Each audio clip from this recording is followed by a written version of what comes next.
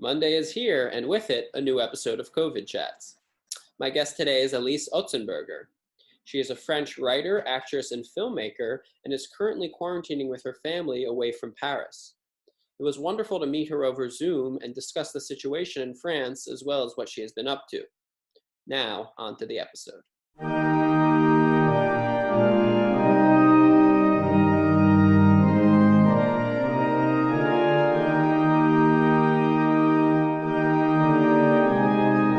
Hello, Elise, and welcome to episode 22 of COVID Chats. Hi, very happy to be here. Yes, very exciting for me. I normally interview people in my network of friends and family, but it's very exciting to talk to people who I don't know and hear their story and their perspective. So this is exciting. So I have a couple of questions for you about being, a filmmaker and a writer and an actress. I saw your IMDb page. But before we jump into that, I'm just wondering, how are you? I'm okay. It's been more than 1 month. We left Paris just before the lockdown because when we had the information that the school were going to be closed, I get very anxious, and so I say to my husband, we need to go away because we have 3 kids, and they're small and they need space, and so we took the car and we went in the countryside, and I think it was the best idea of the year. Yeah. So we're okay. We're in a strange, not holiday, not it, Right. It's a strange time, Yes. So we work with the kids. We try to work our our stuff, but it's honestly quite difficult because with 3 kids, and the little one is 1 year old in 1 month. So basically, I can work when he's sleeping, but it's tough. Yeah. But I'm okay, and I'm so lucky because I know so many people in Paris in small apartments, and they have to face the situation, the anxiety, just the fact that you need to be very strong just to go out to go to groceries and stuff like that. We don't have that here. We in a small village in the countryside in Burgundy. Today I went to play basketball with my boys, and we don't see anyone because it's a very, very small village. So there it's what was very funny today, we met an old lady from the village, and my little one, the baby, when he saw that lady, she was very nice, and she had a nice face, he started to cry. He was so afraid because it's been almost 2 months. Wow. He's just with us, so to see another person Right. out of his family, it was like a nightmare, and he started to cry, and I was so ashamed in front of the old lady. So yeah, we're stuck, but we are so lucky. Right. In Paris it's difficult, very difficult, of course, not as difficult as the people with big apartments are more okay than the others, but even it's tough. You have to face the in the streets, you have homeless everywhere, and it's very difficult because they don't have food to take from anyone because anyone is in the street anymore. So right. I'm lucky and I'm okay. Well, I'm glad you're doing okay. And I'm glad, you can be out in the country. Similar to my parents went upstate. I know, New York, right? Yeah. Best decisions to do. My parents are in the near in the Atlantic coast, near a city called La Rochelle, and they're much better than in Paris because, to be honest, there the virus is very, very. I think there. I heard that 2 or 3 people were attacked by the virus, and they were Parisian who went there, to right, to escape. So yeah, exactly. So yeah, they're safe, and yeah, much better than in Paris. There's a lot of benefits to being in sort of an isolated, removed from a lot of people, but there are some, there's some downsides. I'm wondering, what's it like when you try to get food? Is there a grocery nearby, or do you have to travel a long distance? It's really easy. We have everything. We have a very a very nice, not a very big, but an okay, how do you say, Market. yeah, market store. Sure. We have a bakery. Yeah, we have everything. Okay. And people are very nice and they take care. They do all the, the security stuff. And Right. yeah, no, that's okay. Yeah, people are wearing masks and have gloves still. Not everyone, what is very difficult. Yeah. I realized for the old people, it's very difficult. I can see in the small village that for old people, it's impossible for them, to really understand what is that crazy situation. Mm. And even if at the beginning, when they're having a chat with a friend, at the beginning you can see they take care, and in a second they're like touching the shoulder, and they just forget because Yeah. they're old, and it's Right. difficult. What? How can we blame them? It's difficult. It's true. It is. Yeah. It is very hard. Another benefit of being out in the country, of course, is right as you mentioned. There's not a lot of cases, and Yeah. the cases that are there are usually from people in the city who have gone to the country. But there's a concern, at least there was for my parents when they went to an isolated part of New York, about hospitals and about care. In Yeah. the event that anything would happen, is there a nearby hospital or facility that you could go to? We're we took that decision because we are very lucky, and we have this house. It's 1 hour and a half from Paris, so we were like, if we have a very very bad Right. situation, we can go Okay. back. So yeah. Okay. Okay. Well, that's fair. So, what is the situation like in Paris? Are there a lot of cases, or has it been mitigated a bit? It's so they said they're in how do you say that, it's not the upper Going state, down but now? it's yeah, it's stable. So Plateau. yeah. Yeah. And today, every day, the people in intensive care are there are less people every day, so it's a good sign. Right. But what we're all very afraid, because the president announced that the 11th of May, the lockdown will be, slowly stopped, Mm. and so school will be open again. Wow. So that's really, every day we speak about that with my husband, because Right. we have our older boy. He's in at the end of primary school, Mm-hmm. so he would be the first to go back in school.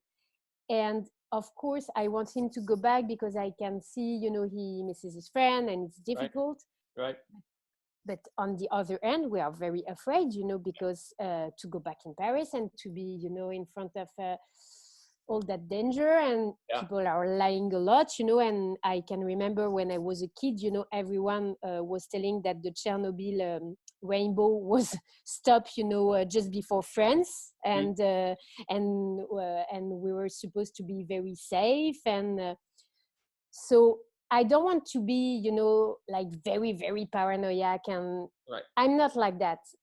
But even though, I have to think and to find a balance between, the good point of going back to school, and, how it's going to be. They're going to be very, very few in classes. They will have to make so many security stuff. They're kids, so we don't know. It's very tricky, right now. Everyone is speaking about that.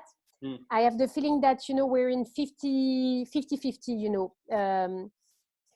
but at the same time, we need to go back to work. So yeah, that's difficult. So I think it's the main concern right now in France. Do we take back, putting back the kids to school or not? Yeah. Yeah, it's really tricky. It's hard to know when the right time to do that is. Of course, there's so much at stake, children, the education aspect is critical, but also the social aspect, like being with other kids around your age at that time is very important. So. And again, we are very lucky, I know, of course, for, family with 5 kids in a small apartment, with and they have to going to school is having a free meal at school and stuff like that. We're not in that situation, so of course it's not the same balance to ask, but Right. so yeah, to be honest, I don't know right now. I think we need to be patient and to wait for a new declaration, because I think we have a very tricky president right now, and he's he speaks sometimes very quickly, and 1 week after he go back. So let's wait, and I don't know. Yeah, it's kind of a wait and see. We just have to let things develop and Yeah, not rush to any quick. exactly. Yeah. And how about you? Because I saw that in New York it was very, very difficult. Yeah, it's not, the situation is definitely not good in New York. It seems to be getting better, I think, similarly to the rest of the world and to France. But currently, the lockdown is in place until May 15th.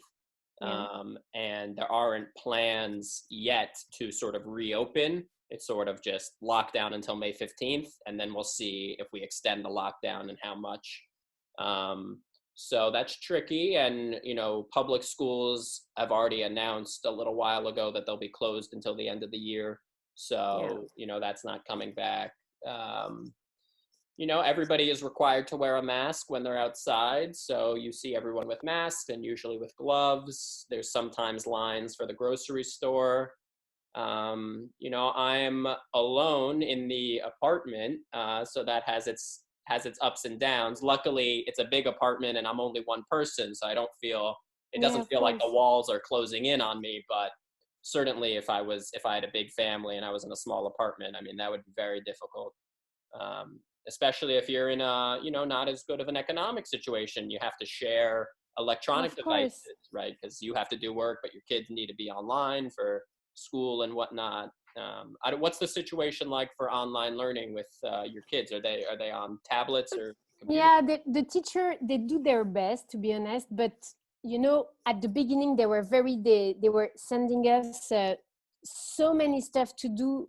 It was too much, and because we're not teachers, so it's very difficult, even though we're not I think the worst people to help our kid, even though it's not our job, so it's difficult, right? And it's difficult to ask kids to have the same sort of concentration and focus with their parents than in school. Yeah, I have the feeling that right now they felt this feeling, and so it's easier. We have less work, but it's okay. So for us, we work in the morning, maybe 2, sometimes 3, but to be honest, 2 hours very, very focused. Right. But in the afternoon, what can we do? We learn other stuff. We do the garden, and we see some movies, and we do some other stuff, and that's all good. That's the way it is. Yeah. We can't pretend that we're going to keep the same sort of schedule than in school. It would have been stupid to. So no. I'm not very anxious about that, because again, I'm lucky I can help my kids, and they're in a good school. They're in Paris, and they work very well in school, so I'm not the worst in a worse situation. I think for it could be much more difficult, but for me the very, very important point is to not to go back again in the same life after that. We need to take lesson, and we need to be different after that. It's impossible to be the same. So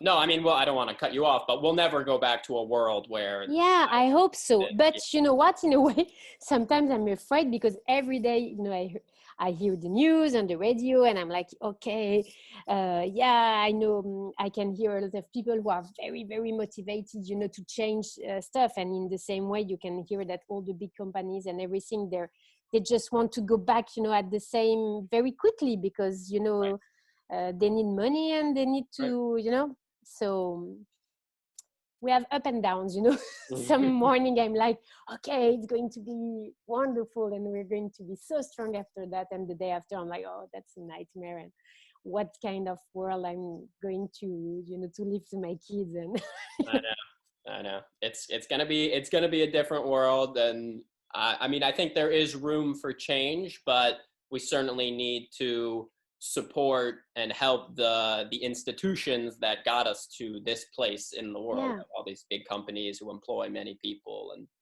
things of that.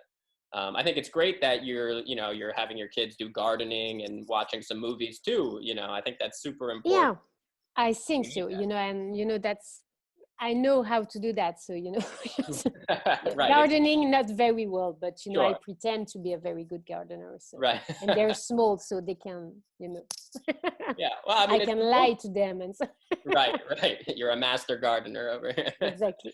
There's a Mark Twain quote that I like a lot, which is, don't let school get in the way of your education. So Yeah, this is kind of similar, right? There's plenty of other ways to learn and to educate and to grow. And I'm sure, yeah. And this is a great opportunity for that. And to be, what I was explaining you about my little one, it's quite, we're most of the time together, but, even with my work, and my husband is a producer, so he's away very often. And right now, we have it's an opportunity to be all together every day. And, it's not, it's not every month like that. So yeah, that's interesting. Yeah. A lot of people have said that they feel closer to their family and to their friends than ever before because they're in so much communication now. So, exactly. Yeah. Which is funny because we're isolated but we're together. Exactly. Yeah. It's crazy. So I know you're a writer and an actress and a filmmaker. I'm wondering, have you been writing anything related to the crisis? No, to be honest, I think it's too early. I've been working on my new script for my next movie, and I'm, at the end of the writing process. So next, I have to give back to my producer a last version of the script to send it to some people. So yeah, it starts to be very serious right now. So I'm excited, afraid, but excited, but I'm very happy.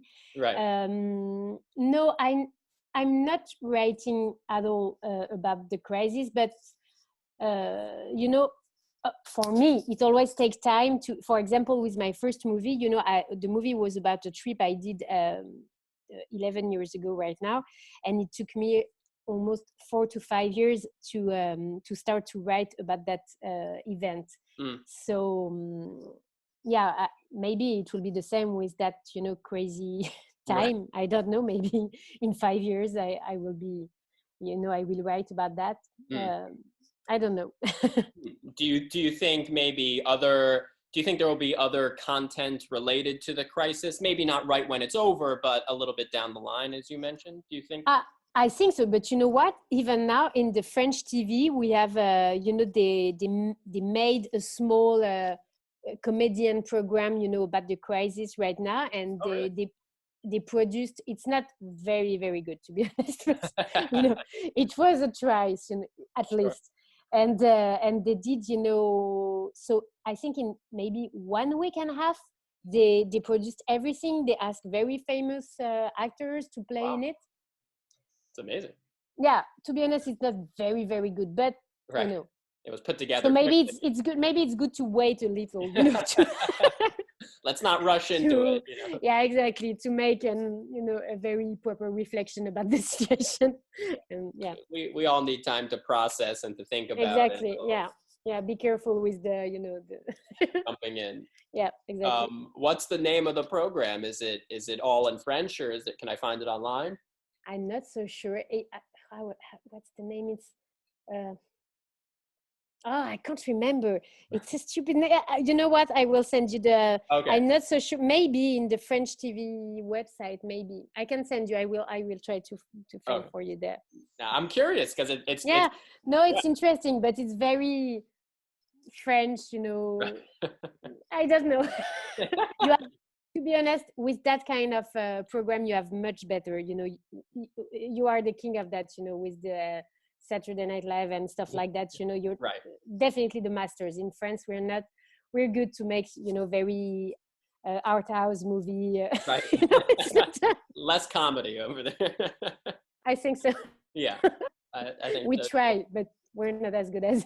Yeah.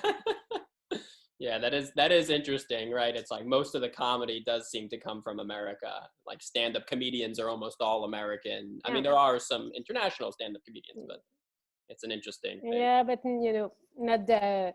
You know what? When I did my first movie, when I had to write, the all the press kit and stuff like that, all the references I had about the comedy were 100% from America or England. And I felt ashamed, sometimes the people were, but you don't have some French. And I was like, no, to be honest, for other part of, of my movie personal history. But to be honest, about the comedy, no, we're not, we're not the best. I know, yeah. Who knows why, but there's something there, something cultural. I'm not sure, but we're very stuck, with the very traditional author, French cinema, and it's like very heavy. We need, so sometimes we need some freedom and. So, were there any projects that you were working on that were either going to go to a festival or anything that had to be delayed or pushed back? Yeah, I was very sad because my first movie, My Polish Honeymoon, was supposed to go out in theater in America right now in spring. So, and I was supposed to come very, in May and in June to several, evenings in America. But that's life. It's okay. Right. In France, no, I'm lucky because I'm writing, and the new movie will be. I think the production will start maybe at the beginning of next year. So I'm okay. I hope Right. I'm sure we will have to work very.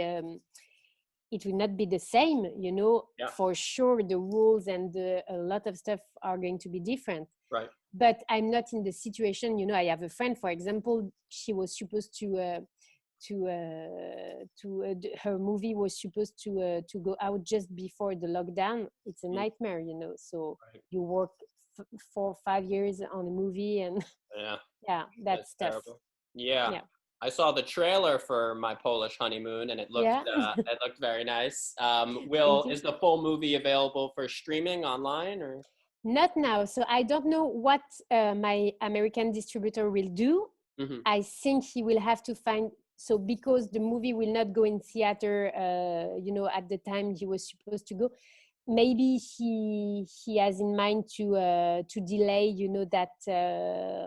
I don't know. I don't know yet. And to be honest, I'm pretty sure he doesn't know too, because it's difficult to, It's early. Right? Yeah. Who knows? The reason I bring it up is I had a previous documentarian filmmaker on, and he had a movie that was supposed to be going to the festival circuit and all of that. And of course, all that got canceled. And something I suggested to him was there was this stand-up comedian in the States who filmed a comedy special that none of the networks wanted. So he cut it up and put it on YouTube and ended up generating all this ad revenue and subscribers, and now has his own distribution method that doesn't need anybody else. So he created this whole brand and business out of a bad situation. So, I mean, that's nice. I'm not telling your American distributor what to do, but some clips on YouTube, everybody's watching things online now. So it could be you're right. I don't know. We'll see, how, but for sure at one point the movie will be available, I don't know where, because I don't know exactly how it works in America, but right. Yeah. Well, when it's out, I look forward to watching it. Okay, thank you. I was in Krakow, Poland, actually, for about a week this past summer, helping a documentary get off the ground and getting some preliminary shots and some interviews and things like that. So great. it was cool. So how was the trip? How did you? It was great. It was. Yeah.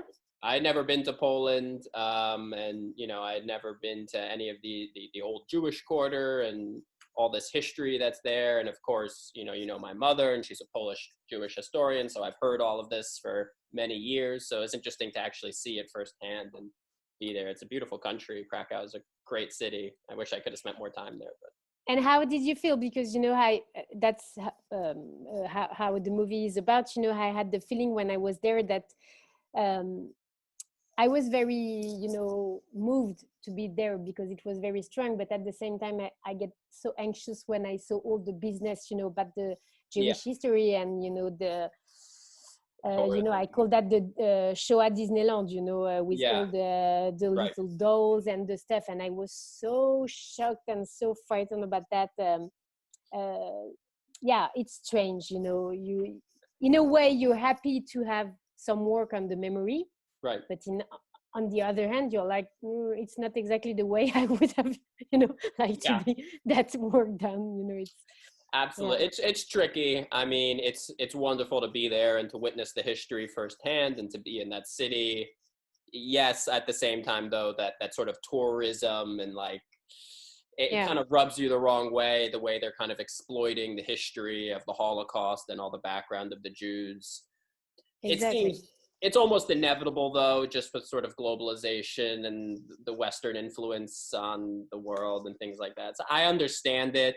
It's not, I don't love it, but at least people who wouldn't normally have experienced, that part of the world and the history there are doing it, even if it's in a reduced way or a stereotypical way or whatnot. So you got to see the good, At least the Jews aren't being persecuted there anymore. So that's, I'll take what I can get.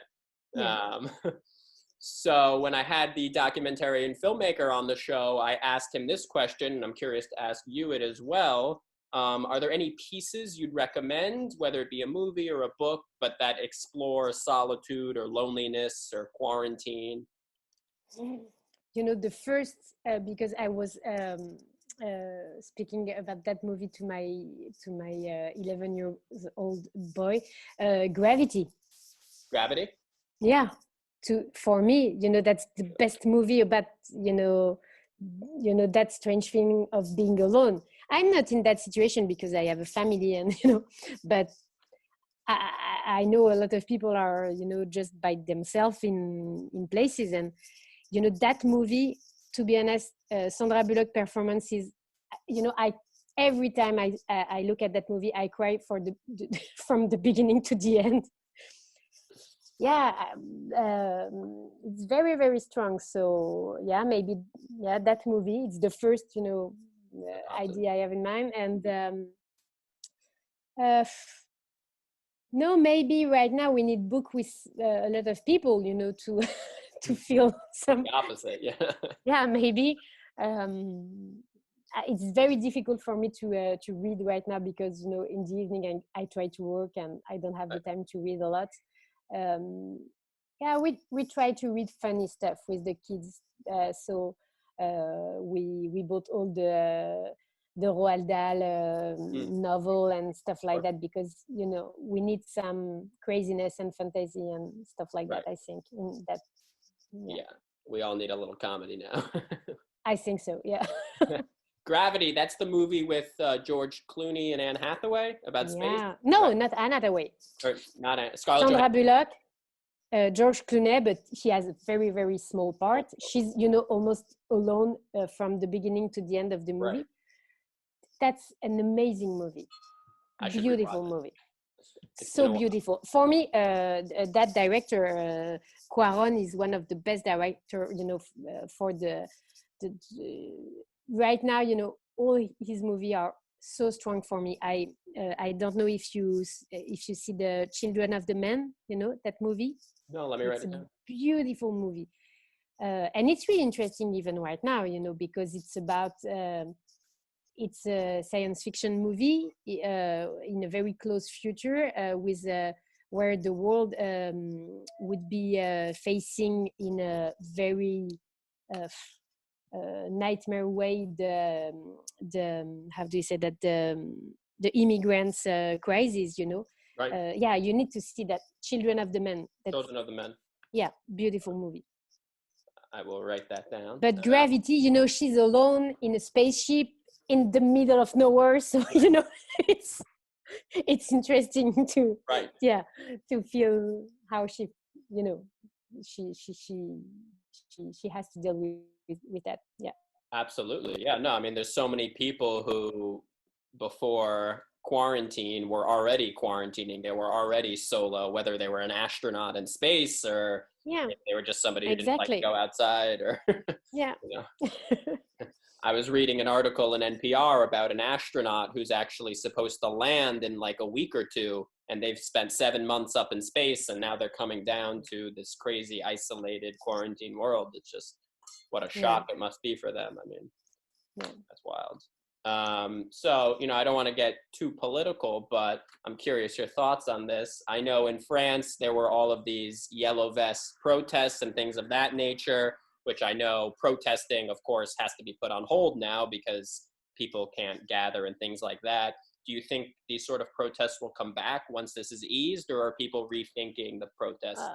You know, as I said before, I'm very afraid in the world, in the after, you know, and so, you know, that sort of crisis, it can, the problems are bigger, and I think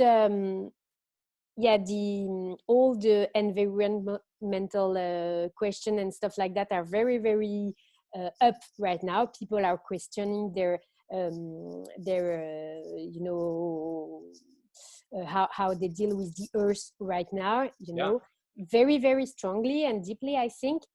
But what is I think the other feeling how do you say that, the raising of the fear and of the hate is very strong right now, because, you know, the people who were suffering before because they had no money and they had the feeling that they were away from the society, right now it's even worse. And all the conspirationist, you know, theory and stuff like that on internet, it's very, very strong. So all that, you know, fragile people, because of their situation, they jump, you know, in that very easy way of dealing with that crisis. So no, to be honest, I'm anxious about that. I hope we have a very, very amazing politician in France, a woman called Christiane Taubira. She's an amazing woman. She used to be at the government before Macron. She's a black woman, but she had to face the racism, you know, people were spreading bananas on her when she was a man. Can you imagine that? You can imagine that, because in America it's, you know. So I hope that woman will maybe, you know, take some responsibility after that crisis. But on the other hand, I know Marine Le Pen, she's raising up, you know, so many voices right now, because, you know, people, they can, you know, you can, if you're locked in fear, you can just say, you know, the strangers are the enemies, and we have that virus because of the strangers, and so we need to stay, you know, locked down like that. And no, I think the yellow vest and stuff like that, it might be even stronger after all that crisis. And to be honest, you know, how can you, when you see how France is dealing with the health care and everything, they're dealing with health, how they're dealing with industry and stuff like that. But we're speaking about human life, and so no, I don't. I was not okay with the yellow vest at all, because I think it's not a good way to make a revolution, to ask for more money and more consumption and stuff like that. For me, it's not a good way to change the world. But at the same time, I can understand that people who are struggling with no money, and every month, you know, they are just a part of the society because they can't buy, you know, the new DVD stuff and stuff like that. I can understand, because Yeah. that's, you know, the nightmare of that society where you're someone where you can buy some stuff. And Yeah. we need to change that. You know, every day I'm speaking to my kids, you know, we can be happy with not buying some stuff. You know, it's not Right. the point of a life to buy some stuff. So Right. yeah. We don't just need to buy. No. I think we need to not buy Right. anymore. Not buy. Yeah. No more stuff. Yeah. But you know, we need to be able to buy the essentials and, you know, the things. Yeah, for So sure. right. For sure. Yeah. We definitely need a revamping, a revisiting of our systems, and, you know, a change for the positive. Certainly, just asking for more money isn't the right way to go about it. It's kind of Yeah, short term. that's what was very frightening with the yellow vest. You know, I can understand everything, but when when we were reading, you know, about what they were asking for, yeah, it was about that. We need more. We want to buy some stuff. Yeah. You know, yeah, it's sad in a way. You know. Yeah, it is. It's very sad. I mean, you see Yeah. in America right now, we're giving out all these sort of stimulus packages, big chunks of money to the airline industry or to small businesses. And, you know, it's helpful in the short term, but, you know, before this crisis, like about half of Americans were living paycheck to paycheck. They needed that next Yeah. amount of money. So this is just a little drop in the bucket. We need a larger shift.